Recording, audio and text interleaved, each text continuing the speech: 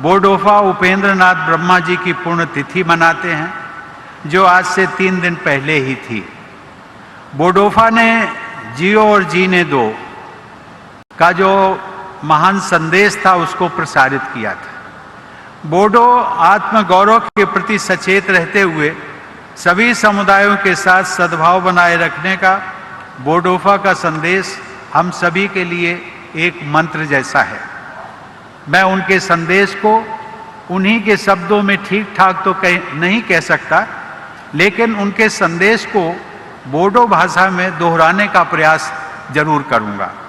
उन्होंने कहा था, थांग आरो थाना नहीं थानो हा।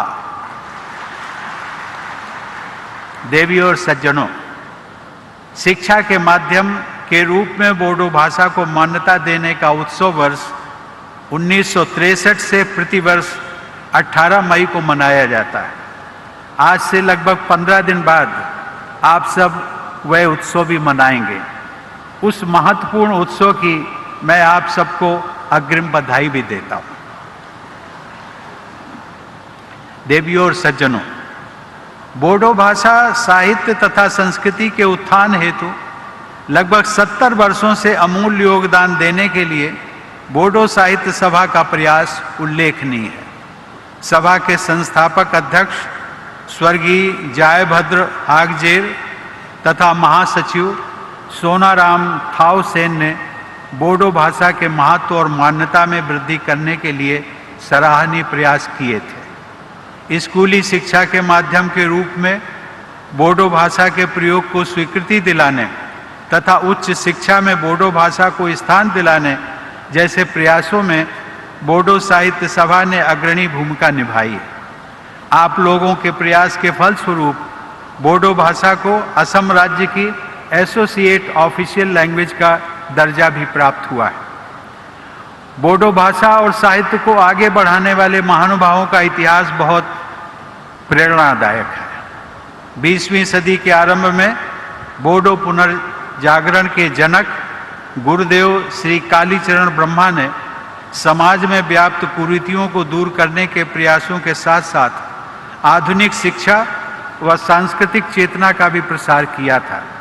श्री रूपनाथ ब्रह्मा ने बोडो पुनर्जागरण की धारा को आगे बढ़ाते हुए बोडो भाषा और साहित्य को समृद्ध किया। बोडो भाषा और साहित्य के विकास में बीबर नामक पत्रिका का भी बहुत महत्वपूर्ण योगदान माना जाता है, जिसका प्रकाशन आज से लगभग 100 वर्ष पहले सन 1924 में शुरू हुआ था। उसके संपादक श्री सतीश चंद्र बासुमतारी ने उस पत्रिका के माध्यम से बोडो समाज, भाषा और साहित्य में एक नई जागृति उत्पन्न की थी। देवियों और सज्जनों, श्री मदाराम ब्रह्मा ने बोडो नाटक और कविता के साथ साथ शिक्षा और समाज सुधार के क्षेत्र में अपनी छाप छोड़ी थी। पद्मश्री का सम्मान प्राप्त करने वाले बोडो समुदाय के प्रथम व्यक्ति के रूप में उनका विशेष स्थान है। साहित्य अकादमी पुरस्कार से सम्मानित श्री विजेंद्र कुमार ब्रह्मा बोडो साहित्य सभा के अध्यक्ष भी रहे। प्रखर सामाजिक चेतना से युक्त साहित्य की रचना करने वाले तथा बोडो साहित्य सभा के पूर्व अध्यक्ष डॉक्टर कामेश्वर ब्रह्मा को सन 2016 में पद्मश्री से सम्मानित किया गया था। सन 2005 में साहित्य अकादमी पुरस्कार से सम्मानित डॉक्टर मंगल सिंह हाजोवरी को वर्ष 2021 के लिए पद्मश्री से अलंकृत करने का सुअवसर मुझे भी प्राप्त हुआ था।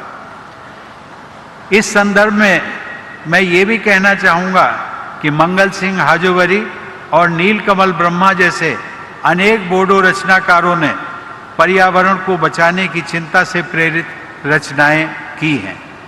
मानवता के समक्ष उपस्थित ऐसी गंभीर चुनौती के विषय पर लेखन करना बोडो साहित्य की प्रासंगिकता का प्रभावशाली उदाहरण है। बोडो साहित्य को अनेक रचनाकारों ने समृद्ध किया है, जिनमें से समय के अभाव के कारण कुछ नामों का ही मैंने उल्लेख किया है। देवियों और सज्जनों, बोडो और असमिया भाषाओं और संस्कृतियों के बीच सौहार्द के उदाहरण के रूप में मैं श्री सीतानाथ ब्रह्मा चौधरी का भी उल्लेख करना चाहूँगा। वे बोडो और असमिया दोनों ही भाषाओं में उत्कृष्ट लेखन करते थे। वे असम साहित्य सभा के अध्यक्ष चुने गए। यही नहीं, उनके नाम पर असम साहित्य सभा द्वारा सीतानाथ ब्रह्मा चौधरी पुरस्कार भी दिया जाता है। बोडो अस्मिता तथा अन्य समुदायों के साथ सौहार्दपूर्ण सह अस्तित्व का आदर्श सीतानाथ ब्रह्मा चौधरी के जीवन और कृतियों में भी देखा जा सकता है। बोडो भाषा की रचनाओं के आधार पर अब तक 17 रचनाकारों को साहित्य अकादमी पुरस्कार प्रदान किए जा चुके हैं। मैंने देखा है कि उनमें 10 पुरस्कार कविता की पुस्तकों के आधार पर दिए गए हैं। इससे बोडो रचनाकारों में कविता के प्रति स्वाभाविक रुझान का अनुमान दिखाई पड़ता है। मुझे यह जानकर प्रसन्नता हुई कि अनेक महिलाएं बोडो साहित्य की विभिन्न विधाओं में साहित्य का सृजन कर रही हैं। लेकिन यह भी देखने में आया है कि मौलिक रचनाओं के लिए साहित्य अकादमी पुरस्कार प्राप्त करने वाले वरिष्ठ रचनाकारों में केवल 2 महिलाओं का ही नाम है। मैं चाहता हूं कि महिला रचनाकारों को राष्ट्रीय स्तर पर और अधिक मान्यता प्राप्त हो। मैं चाहूँगा कि बोडो साहित्य सभा द्वारा महिला रचनाकारों को प्रोत्साहित करने के लिए विशेष प्रयास किए जाएं। देवियों और सज्जनों, किसी भी साहित्य को जीवंत और प्रासंगिक बनाए रखने के लिए युवा पीढ़ी की भागीदारी अत्यंत महत्वपूर्ण होती है। अतः बोडो साहित्य सभा द्वारा युवा रचनाकारों को भी विशेष प्रोत्साहन दिया जाना चाहिए। देवियों और सज्जनों, बोडो भाषा को संविधान की 8वीं अनुसूची में शामिल करने हेतु संविधान संशोधन वर्ष 2003 में हुआ और उसकी घोषणा जनवरी 2004 में की गई। उस समय भारत रत्न श्रद्धेय श्री अटल बिहारी वाजपेयी जी देश के प्रधानमंत्री थे। कवि हृदय वाजपेयी जी के व्यक्तित्व में भाषा, साहित्य और संवेदना के प्रति अनुराग झलकता था। आज के इस महत्वपूर्ण अवसर के समारोह के अवसर पर मैं उनकी स्मृति को भी नमन करता हूँ। बोडो साहित्य सभा के उद्देश्यों और लक्ष्यों में मातृभाषा के जरिए शिक्षा प्रदान करने पर भी जोर दिया गया है। आपकी सभा का यह उद्देश्य राष्ट्रीय शिक्षा नीति 2020 में यह निहित मूलभूत सिद्धांतों के अनुरूप भी है। इस शिक्षा नीति में भी मातृभाषा को शिक्षा के माध्यम के रूप में अपनाए जाने की सिफारिश की गई है।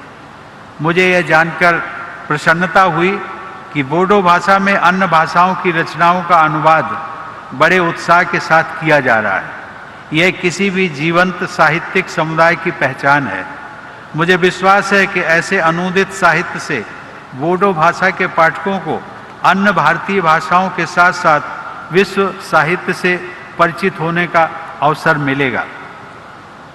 मुझे यह भी जानकर प्रसन्नता हुई कि साहित्य अकादमी, संगीत नाटक अकादमी, ललित कला अकादमी, केंद्रीय हिंदी निदेशालय, भारतीय भाषा संस्थान तथा वैज्ञानिक एवं तकनीकी शब्दावली आयोग जैसे केंद्र सरकार के संस्थान बोडो भाषा के प्रसार में अपना महत्वपूर्ण योगदान दे रहे हैं।